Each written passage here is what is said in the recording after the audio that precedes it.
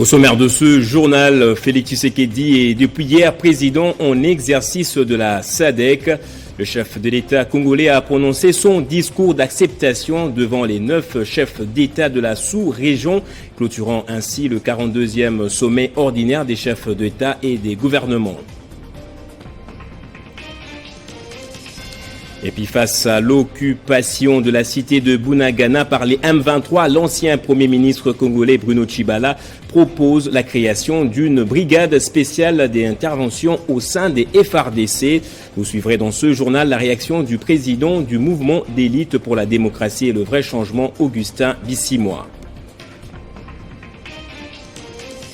Et nous irons en Algérie. Des feux de forêt causent la mort de 26 personnes. Les incendies se sont déclarés dans 14 départements. Plusieurs autres personnes souffrent de brûlures et de difficultés respiratoires. Madame, Monsieur, merci de nous rejoindre sur Télé 50 à la une de l'actualité. Le chef de l'État, Félix Tshisekedi, a clôturé mercredi tard dans la soirée les travaux du 42e sommet de la SADC. Le communiqué final indique que le sommet a élu justement le chef de l'État angolais Joao Lourenço, président entrant de la SADC. Il succédera à Félix Tshisekedi en 2023.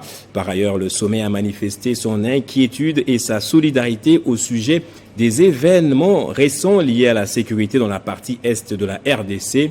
La SADC en fera part au secrétaire général de l'ONU en septembre 2022 en marge de l'Assemblée générale de l'ONU afin justement de rechercher des solutions permettant de soutenir les efforts entrepris pour améliorer la situation sécuritaire. Et l'ancien Premier ministre congolais Bruno Tshibala propose justement la création d'une brigade spéciale au sein des FARDC qui aura pour mission de déloger les rebelles du M23 et mettre en déroute les autres groupes armés qui écument l'est de la RDC. Les rebelles du M23 occupent la cité de Bunagana il y a de cela 2 mois et 5 jours. Jean-David Kilolo nous en dit plus. 2 mois après l'occupation de Bunagana par les terroristes du M23, l'ancien Premier ministre Bruno Tshibala est sorti de son silence. Il a réagi dans un tweet où il a estimé que le prétexte du soutien de la RDC au FDLR est fallacieux et qu'il faudrait à l'armée congolaise une brigade spéciale pour infliger au M23 les sorts qu'il a subis en novembre 2013. Pour l'ancien Premier ministre Bruno Tshibala, l'alibi du soutien de la RDC au FDLR ne tient plus la route. Il convient à l'état-major général des FARDC de créer au sein de l'armée une brigade spéciale d'intervention qui devrait, entre autres, s'occuper du M23 et lui infliger les sorts subis en 2013.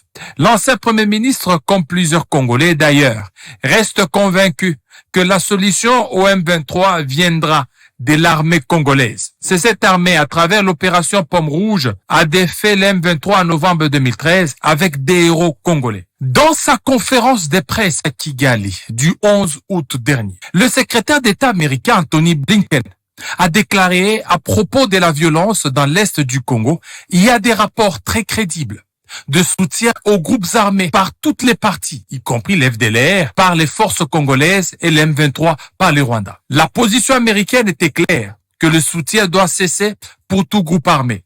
Blinken faisait-il une équivalence entre l'M23 et l'FDLR, suggérant que le Congo et le Rwanda sont également responsables de la récente escalade? C'est une position familière. En 2009, par exemple, la sous-secrétaire d'État américaine pour l'Afrique, Jendai Fraser, a fait valoir que la grande entente pour résoudre la crise, alors centrée autour des précurseurs du M23, le CNDP, devrait être de démanteler le CNDP et de lancer une offensive contre l'FDLR. En 2013, l'envoyé spécial américain Russ Feingold a adopté une approche similaire, mais avec une pression publique beaucoup plus forte sur Kigali. Il est facile de voir l'attrait de cette approche, admettre que Kigali a des griefs légitimes en matière de sécurité dans l'est du Congo permettrait au gouvernement rwandais de sauver la face et se retirer la tête haute du conflit. Il est clair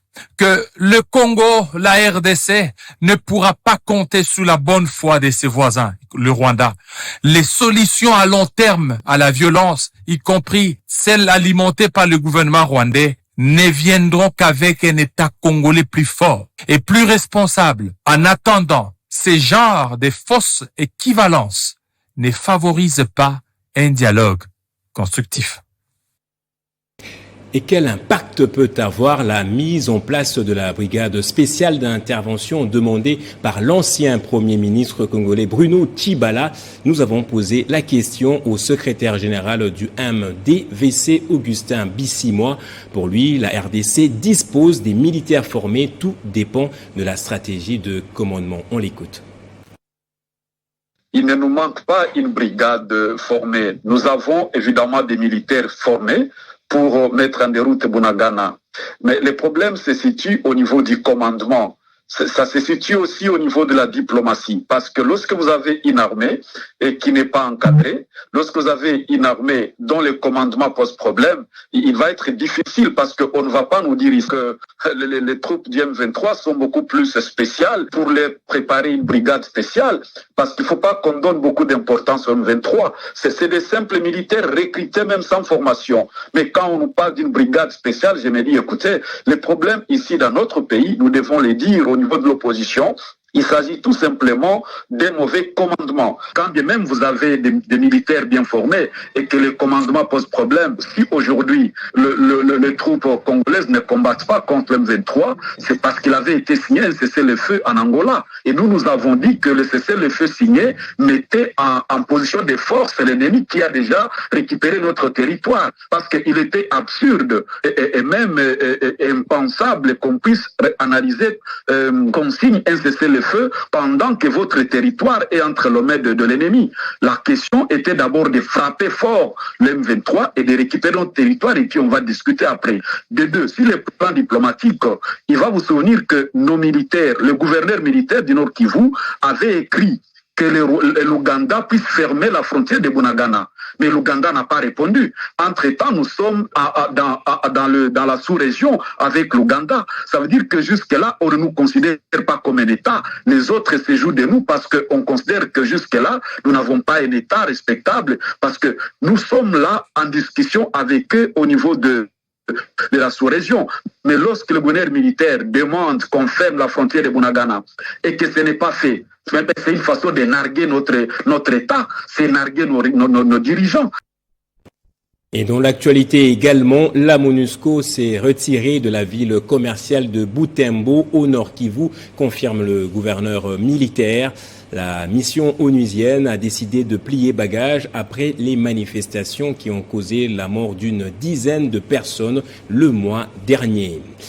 En Ituri, les FARDC viennent de mettre la main sur 4 rebelles ADF Bouga, parmi lesquels 2 renseignants et un ravitailleur.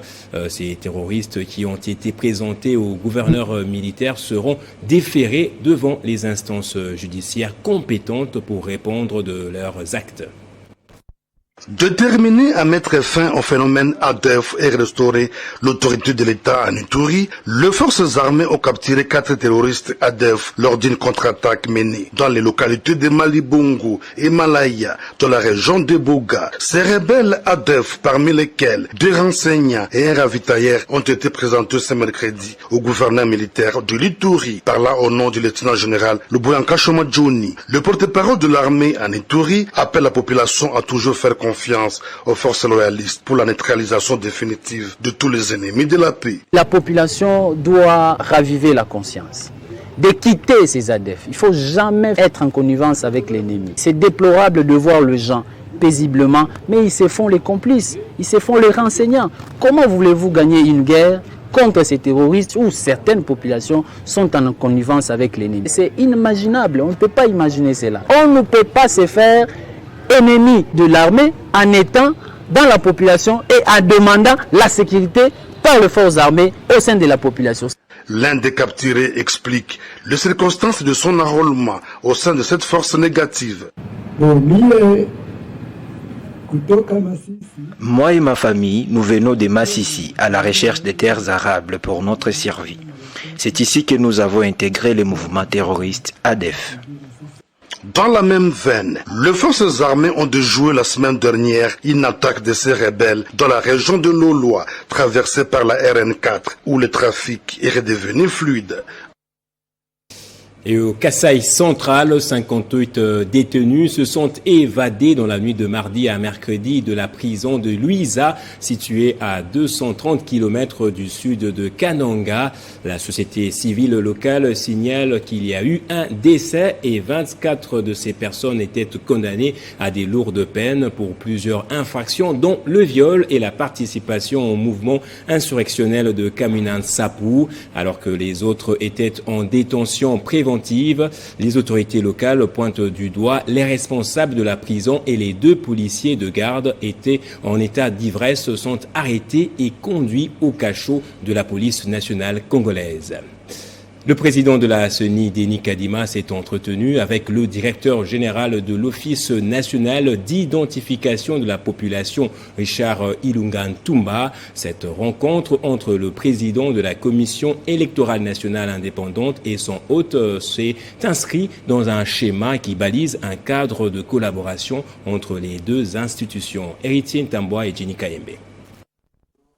La Commission électorale nationale indépendante CENI et l'Office national d'identification de la population ONIP en sigle, main dans la main pour réaliser leur mission. Le directeur général de l'ONIP a, au cours de cette rencontre entre sa structure et la CENI, dévoilé l'objet de sa visite. Nous sommes venus pour baliser le cadre de collaboration qui sera un cadre permanent parce que nous voulons donner ces 2 objectifs-là, les réaliser pour le bien-être de notre population. Le président était très réceptif à tout ce que nous lui avons dit.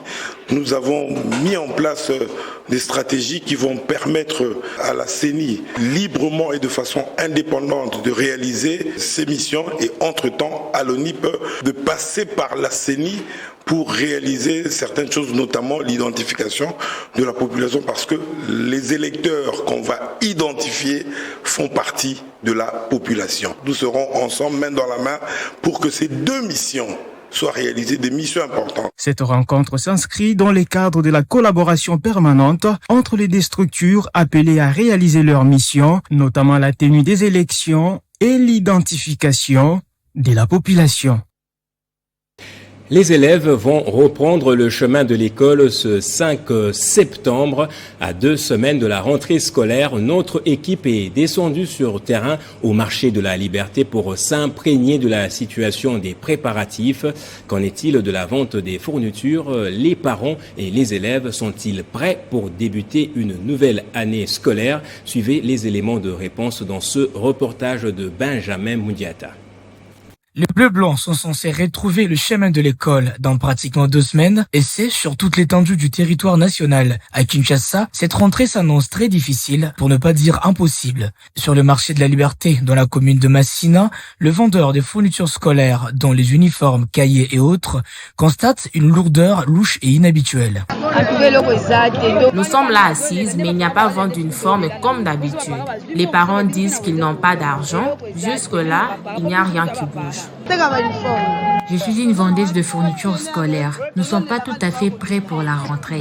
La situation du pays est encore dure. Il n'y a pas d'argent. La situation tergiverse, même du côté technique. L'inspecteur d'État et Interpol, Kassai Loufoy-Gornier, laisse entendre que la correction du TENASOSP n'a pas encore pris fin. Et en tant que parent, la situation semble inquiétante. Vu la situation actuelle du pays, les parents ne sont pas encore payés. La rentrée, je pense, c'est dans 2 semaines. Hein. C'est la rentrée déjà, c'est pratiquement impossible. On n'a pas encore publié les résultats de l'examen d'État. Donc l'État doit revoir un peu, afin de corriger les TENASOSP. L'examen. Moi, personnellement, je ne suis pas prêt. Vous voyez ça? La sonnette d'alarme est lancée aux autorités de l'État, leur priant de prendre à bras le corps cette situation avant qu'il ne soit tard. Et l'actualité en dehors de notre frontière, la saga judiciaire pour le retour de la dépouille de l'ex-président angolais Dos Santos se poursuit. Sa veuve a obtenu gain de cause auprès d'un tribunal de Barcelone qui a décidé de lui remettre le corps pour son rapatriement et son inhumation. Mais la décision a été tout de suite contestée par la fille de l'ancien président qui a fait appel, accusant le médecin personnel de son père et sa belle-mère d'être responsables de cette disparition. José Eduardo Dos Santos est décédé le 8 juillet dernier à Barcelone. Et après la Gironde en France, ravagée par le feu, c'est au tour de l'Algérie. 26 personnes ont péri et plusieurs dizaines ont été blessées dans des feux de forêt de grande ampleur, a annoncé le ministre algérien de l'Intérieur hier mercredi. Parmi les victimes, 2 sont mortes à Sétif et 24 à El Tarf, près de la frontière avec la Tunisie. Depuis le début du mois d'août, 106 incendies ont éclaté, détruisant 800 hectares de forêt et 1800 hectares de talices, a précisé le ministre de l'Intérieur. 39 incendies sont en cours, a précisé la protection civile hier mercredi. La superficie brûlée estimée n'a pas encore été communiquée jusque-là par les autorités. Nonobstant cela, le bilan fait état de 26 morts et plusieurs blessés. Cette situation met en difficulté plusieurs personnes, notamment le déplacement de 350 familles a été signalé. Le bilan précédent annoncé un peu plus tôt par la protection civile de Sétif évoquait 2 victimes, une mère de 58 ans et sa fille de 31 ans. À Soukaras, frontalière de la Tunisie, des images impressionnantes montrent des habitants fuyant leur maison face aux flammes. Dans cette ville, 4 personnes ont été brûlées à divers degrés et 41 personnes souffrent des difficultés respiratoires selon un précédent bilan. Il est important de rappeler que, depuis le début de l'été, de nombreux incendies ont éclaté en Algérie, faisant 6 morts, ravivant de souvenirs douloureux de l'été 2021, le plus meurtrier. Cet été-là, au moins 90 personnes sont mortes dans de feux de forêt qui ont ravagé le nord du pays, où plus de 100 000 hectares de talices sont partis en fumée. Chaque année, le nord du pays est touché par de feux de forêt, mais ces phénomènes s'accentuent d'année en année sous l'effet aussi de changements climatiques. Place au rappel des titres à présent. Félix Tshisekedi est depuis hier président en exercice de la SADC. Le chef de l'État congolais a prononcé son discours d'acceptation devant les chefs d'État de la sous-région, clôturant ainsi le 42e sommet des chefs d'État et de gouvernement de l'Organisation de l'Afrique australe. Et occupation de Bunagana, Bruno Tshibala propose la création au sein de l'état-major des FARDC d'une brigade spéciale d'intervention qui aura pour mission justement d'infliger à l'occupant le même sort qu'en 2013. Et en Algérie, des feux de forêt causent la mort de 26 personnes. Les incendies se sont déclarés dans 14 départements. Plusieurs autres personnes souffrent de brûlures et de difficultés respiratoires. Restez avec nous pour la revue de presse.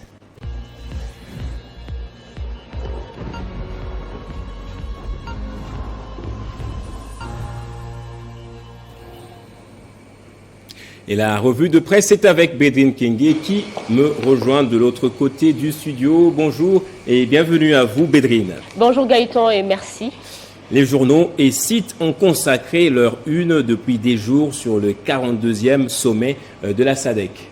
Effectivement, Gaëtan, mais là où le bas blesse, c'est le fait que le chef d'État membre de la communauté des développements de l'Afrique australe n'ont pas du tout condamné le Rwanda, dont son soutien de plus en plus évident du M23 dans l'agression de l'Est du pays de Lumumba, d'après Forum des As. Même le communiqué final laisse les Congolais sur leur soif, ce malgré la dénonciation faite par un groupe d'experts de l'ONU à ce sujet il y a quelques jours et celle du président de la République Félix Antoine Tshisekedi hier lors de l'ouverture de ce sommet, en croire 7sur7.cd qui a repris ces mots. La République démocratique du Congo est victime d'une agression lâche et barbare de la part du Rwanda, et Hakainde Hichilema, président zambien, lui a fait quand même une différence. Gaëtan, en lançant au cours de ses travaux l'appel aux pays membres de la SADC à soutenir la RDC, nous signale cette fois-ci les potentiels.cd. Sans la paix et la sécurité dans la sous-région, toutes les projections qui sont faites au cours de ce sommet seront vaines, a insisté Hakainde Hichilema. Et d'autres sites et journaux se sont intéressés au renforcement des capacités des agents de l'ANAPEX.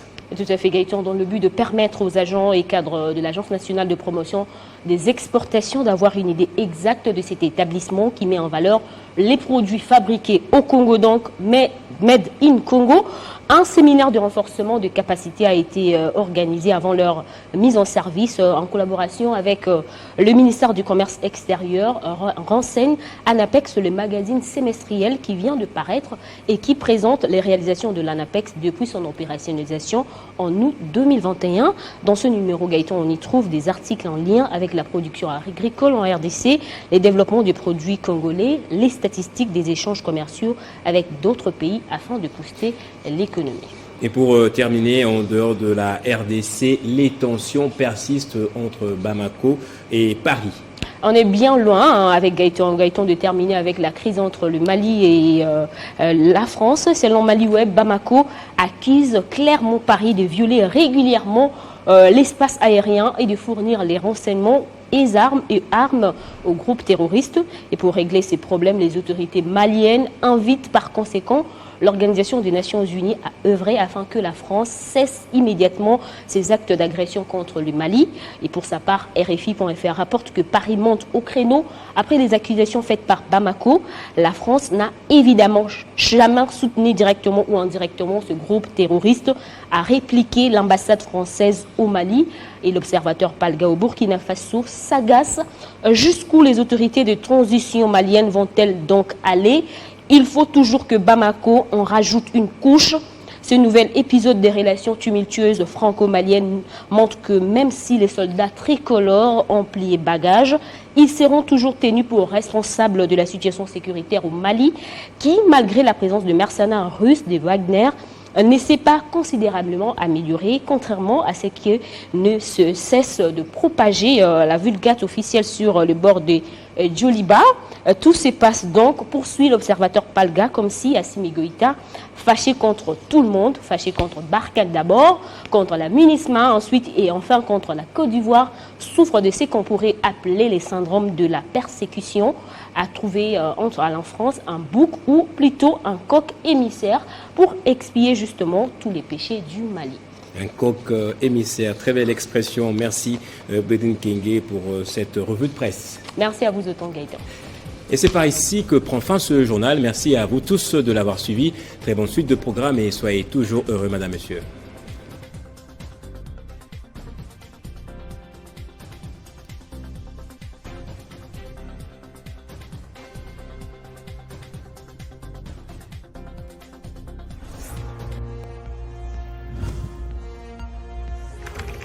L'actualité reste en continu.